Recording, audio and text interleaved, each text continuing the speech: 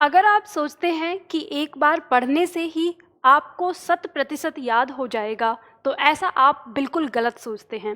एक बार पढ़ने से आपको पूरा याद नहीं होता। जब आप किसी भी सब्जेक्ट को, चाहे वो हिंदी हो, चाहे वो और कोई सब्जेक्ट हो, एक बार पढ़ते हैं, यानी पहली बार जब पढ़ते हैं, तो वो केवल आपको 40% याद होता है। जब आप उसी सब्जेक्ट को दूसरी बार पढ़ते हैं, तो वो आपको 50 या 60% ही याद होता है। फिर जब आप उसे तीसरी बार पढ़ते हैं, तो वो 70 के आसपास होता है, और जब आप उसे चौथी बार पढ़ते हैं, तब भी वो आपको 80 से 85% के बीच में ही रहता है। यानी आप उसे जितनी बार पढ़ें, वो हर बार में आपको ऐसा नहीं है कि वो आपको 100% याद हो जाएगा। आप अगर किसी भी किताब को 10 बार भी अगर पढ़ लेते हैं, तो 100% आप उस किताब को याद नहीं कर सकते। लेकिन अगर आपको 80% वो किताब याद हो गई, यानी आपने 3 या 4 बार अगर किसी किताब को पढ़ लिया है, तो आप परीक्षा में 100% अंक अर्जित करने में सफल हो सकते हैं। बस आपको अपना अभ्यास बार बार करना है, बार बार करना है। और इसके साथ एक ऐसा तरीका मैं आज आपके साथ शेयर करने वाली हूँ। अगर आप इस तरीके से हर सब्जेक्ट को, जितने भी आपके सब्जेक्ट हैं, हर सब्जेक्ट को अगर आप उस तरीके से याद करेंगे, पढ़ेंगे, तो आप अपनी परीक्षा में 100% अंक प्राप्त करने में सफल होंगे। वो क्या तरीका है? जैसे यहाँ पे आज मैं आपको हिंदी के कुछ शब्दों के बारे में बताती हूँ। जैसे मान लो हमने हिंदी का एक शब्द मैं आपके सामने रखूंगी कि जब आप हिंदी का ये एक शब्द ही पढ़ते हैं, तो आपकी परीक्षा में इस एक अकेले शब्द से कितने सारे प्रश्न बनते हैं।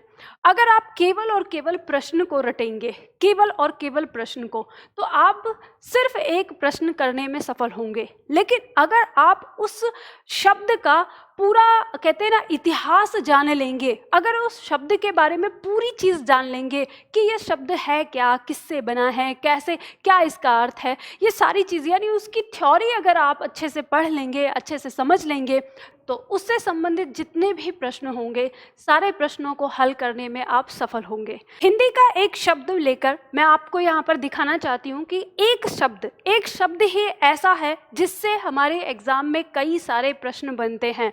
तो हम प्रश्नों को अलग अलग रटने की बजाय उस एक शब्द को अगर सही ढंग से पढ़ लेते हैं, तो हमारे एग्जाम में आने वाले कई सारे प्रश्न सॉल्व हो जाते हैं अपने आप। तो जैसे शब्द क्या है हमारा, जैसे शब्द हमने लिया है प्रत्युत्पन्नमति। तो प्रत्युत्पन्नमति शब्द का अर्थ होता है तुरंत उत्पन्न होने वाली बुद्धि।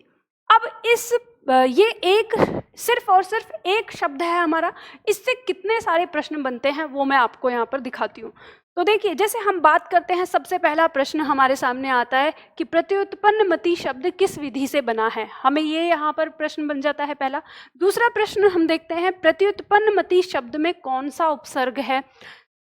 नेक्स्ट तीसरा प्रश्न हम यहाँ पर देखते हैं, प्रत्युत्पन्न शब्द में मूल शब्द क्या है।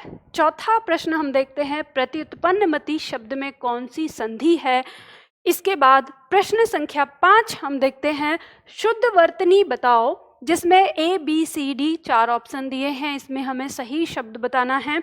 और छठा हमारा प्रश्न बन जाता है, तत्काल उत्पन्न हुई मति को एक शब्द में हम क्या कहेंगे। यानी अनेक शब्दों के लिए एक शब्द के माध्यम से भी हमसे ये शब्द पूछा जाता है। तो अब आपको यहाँ पे अंदाजा लगा कि मात्र एक शब्द है हमारा जिसे हमें अच्छी तरह से याद करना है, और हमारी परीक्षा में 5-6 तरह से प्रश्न उससे बन जाते हैं। और ये शब्द इतना मोस्ट इम्पॉर्टेंट है कि आपके एग्जाम में ये कई बार आता है।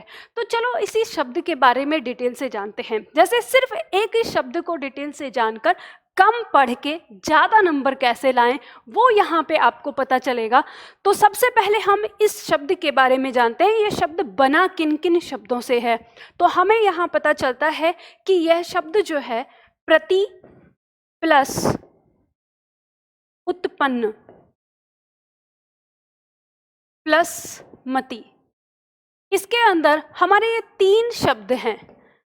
तो ये 3 शब्द जो हमारे दिए हुए हैं, इसमें अब हम जानेंगे कि कौन कौन सा। तो जो ये हमारा प्रति शब्द है, सबसे पहले आप यहाँ समझिए, जो है हमारा प्रति शब्द है, ये हमारा एक क्या है, उपसर्ग है। क्या है, एक उपसर्ग। जब हम उपसर्ग पढ़ते हैं तो हमें इसके बारे में पता चल जाता है। फिर हम बात करते हैं इस मति। मति शब्द का अर्थ है बुद्धि। मति शब्द का अर्थ है बुद्धि। ऐसे ये शब्द के बाद में लगता है तो हम ये देख सकते हैं कि ये जो हमारा शब्द है मति के बाद में बुद्धि लगा है, तो हम इसे प्रत्यय की श्रेणी में भी रख सकते हैं, लेकिन नहीं, मति जो है वो अपने आप में एक शब्द है। बुद्धि या संज्ञा और विशेषण दो में आता है, तो हम इसे प्रत्यय में नहीं रखते। और अगर इत्तेफाक से किसी शब्द में यहाँ पे प्रत्यय होता है तो हमारे और दो क्वेश्चन बन जाते हैं, ठीक है। तो इसके बाद हम बात करते हैं यहाँ पर उत्पन्न। तो ये हमारा क्या है, मूल शब्द है, या जिसे हम कह सकते हैं सार्थक शब्द बोल दें कि ये क्या है, मूल शब्द या सार्थक शब्द अपने आप में। तो ये हमारा मूल शब्द है। तो हमें यहाँ पे हमने इस शब्द के बारे में जान लिया। प्रति यहाँ पे उपसर्ग आ गया, उत्पन्न जो है मूल शब्द हो गया, और मति यानी बुद्धि। तो अब हमसे अगर जो प्रश्न पूछा गया है, जैसे हमसे पूछा गया था कि इसमें उपसर्ग कौन सा लगा है, तो हम आराम से पहचान सकते हैं कि उपसर्ग क्या है, इसमें प्रति है। अगर हमसे अब पूछा जाए, अब इसके साथ ही आपको यहाँ पे एक चीज़ और देखने को मिलेगी कि यहाँ पे आपने देखा ये अंतिम वर्ण और ये इसका प्रथम वर्ण, इन दोनों के मेल से यहाँ पे विकार उत्पन्न हो रहा है। तो जब इसमें यहाँ पे विकार उत्पन्न हो गया, तो विकार उत्पन्न होने पर क्या होता है, संधि होती है। तो अब हम यहाँ पे देख सकते हैं कि जो अंतिम वर्ण है ये ई, और यहाँ पे प्रथम वर्ण है उ, तो इन दोनों का जब आपस में मेल होता है तो ये ई हमारी किस में बदल जाती है, य में बदल जाती है, और ये इसके साथ उ के साथ, तो ये हमारा उ इस य को पूरा करके इसे बनाता है यू, और जो हमारे आगे पीछे टुकड़े बचे, यानी यहाँ हमारे पास ये टुकड़ा और इसके बाद ये टुकड़ा, हम इसे जोड़ सकते हैं। और आपने अगर मेरी संधि पढ़ी है तो आपको पता होगा कि मैंने वहाँ पर आपको ये चीज़ सिखाई है कि किस तरह से आप किसी भी संधि को बनाएंगे। यहाँ पे संधि सिखाना मेरा उद्देश्य नहीं है, यहाँ पे आपको ये दिखाना है कि आप कैसे किसी शब्द को पहचान कर सकते हैं। तो इसकी पहचान आपने कैसे की, ये जो आपको शब्द के बीच में यू यहाँ पर जो दिखाई दे रहा है, इससे आप इसकी संधि को पहचान सकते हैं, और दोनों शब्द ये चीज़ें। तो अगर आपने इस शब्द को, जब आपकी परीक्षा नहीं थी, यानी अपने घर पे रहते हुए आपने अगर इस शब्द को इस तरह से पढ़ा, इस डिटेल से, तो आप वो सारे प्रश्न कर पाएंगे जो हमने दिए। कौन कौन से प्रश्न, देखो, जैसे हमने, हमारे सामने पहला प्रश्न था कि प्रत्युत्पन्न मति शब्द किस विधि से बना है। तो प्रत्युत्पन्न मति शब्द किस विधि से बना है, आप यहाँ पे देख सकते हैं कि इस शब्द में उपसर्ग भी लगा था, तो आप इसे कह सकते हैं कि ये उपसर्ग विधि से भी बना है। उपसर्ग विधि के साथ साथ इसमें संधि का भी प्रयोग हुआ है, तो यह संधि विधि से भी बना है, ठीक है।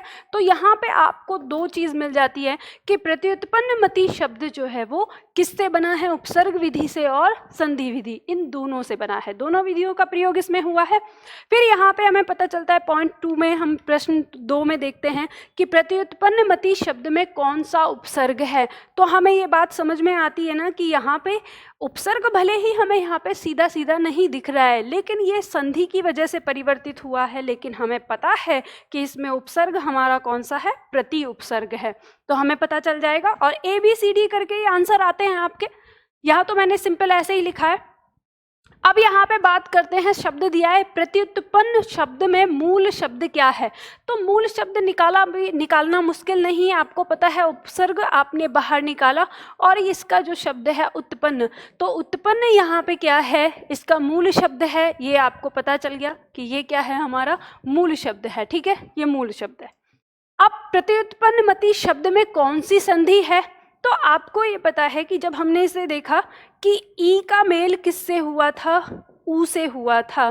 तो आप जब पढ़ते हैं कि किसी ई या ऊ या री का मेल किसी भिन्न स्वर से होता है, तो वो संधि हमारी क्या होती है, तो वो संधि हमारी यण संधि होती है। तो आपको ये पता है ये क्या है, हमारी यण संधि है। इसमें जो मेल हुआ है वो छोटी ई का मेल किसी भिन्न स्वर से हुआ है, और भिन्न स्वर में आने पर ये जो हमारी छोटी ई है ये य में परिवर्तित होती है और ये जो स्वर है ये ज्यों का त्यों आ जाता है। अब आपने संधि पढ़ी होगी तो वहाँ पे मेरी इस संधि को सीखा होगा, मैंने आपको समझाया है। तो इसके अंदर हमारी कौन सी संधि है? यण संधि हो गई है, ठीक है। और इसी तरह से वो आपसे इसमें संधि विच्छेद भी पूछ सकता है, यानी 6 की बजाय 7 प्रश्न भी बनाए जा सकते हैं। तो आप ये देख सकते हैं। इसके बाद अगला प्रश्न हमारे सामने है, शुद्ध वर्तनी वाला शब्द बताना है, शुद्ध वर्तनी बतानी है हमें। तो आपको पता ही है कि जैसे शब्द दिया है प्रत्युत्पन्न, तो आपको पता है ये ऊ नहीं आएगा, इसे देखकर आप काट देंगे जब आपने शब्द के बारे में जाना है। फिर यहाँ पे सी को देखेंगे, प्रत्युत्पन्न, तो इसमें बड़ा ऊ दिया है, तो जबकि आपको पता है उत्पन्न शब्द में छोटा ऊ होता है, तो ये भी कट जाएगा, आपको पता चलता है। और प्रत्युत्पन्न, तो प्रति जब हमारी छोटे ई की मात्रा के साथ ऊ मिलकर परिवर्तन कर रहा है, विकार हो रहा है, तो आपको पता है कि ये भी हमारा कट जाएगा और हमारा आंसर यहाँ पे ये आ ही जाएगा। आपको पता ही है शुद्ध वर्तनी वाला शब्द हमको यहाँ पे मिल जाएगा। फिर यहाँ पे प्रश्न संख्या 6 कहता है, तत्काल उत्पन्न हुई मति। तो तत्काल उत्पन्न हुई मति क्या कहलाती है? प्रत्युत्पन्न मति कहलाती है, यानी हम इसी शब्द के बारे में बात कर रहे हैं, प्रत्युत्पन्न मति शब्द के बारे में। तो इस तरह से आप यहाँ पर देख सकते हैं कुल मिलाकर कि जब हम किसी एक शब्द को, यानी हिंदी में, और ये एक सीक्रेट है, ये चीज़ आप नहीं देख पाते हैं, लेकिन आप अगर थोड़ा सा गौर करेंगे जब आप पढ़ते हैं आगे पीछे में, अगर आप देखेंगे कि वर्तनी शुद्धिकरण के शब्द, पर्यायवाची के शब्द, विलोम शब्द, या फिर समश्रुति भिन्नार्थक, या फिर अनेक शब्दों के लिए एक शब्द, इन सारे शब्दों को जब आप पढ़ते होंगे, अगर लगातार आप पढ़ें और आपको अगर थोड़ी सी भी इतनी चीज़ें याद रहती हैं और थोड़ा सा भी आप अगर किसी चीज़ से रिलेट करने में सक्षम है, तो आप देखेंगे कि घुमा फिरा के हमारे पास वही 100-150 शब्द होते हैं जो हमसे अलग अलग चीज़ में पूछे जाते हैं। अगर आपको इस रहस्य का पता चल जाता है तो देखो हुआ ना कितना आसान कि आप कम शब्दों में, कम पढ़ाई में, कम समय में बहुत ज़्यादा नंबर ला सकते हैं। तो मैं हमेशा जो आपसे कहती हूँ कि रटना नहीं है, समझना है। यानी हिंदी को आप रट नहीं सकते, हिंदी को अगर आपने एक बार समझ लिया तो फिर आप जितने भी क्वेश्चन हिंदी से आते हैं सारे सॉल्व कर सकते हैं। तो चलिए आज के लिए इतना ही करते हैं, फिर मिलते हैं किसी दूसरी वीडियो में किसी ऐसी ही अच्छी सी ट्रिक के साथ। तब तक के लिए जय हिंद।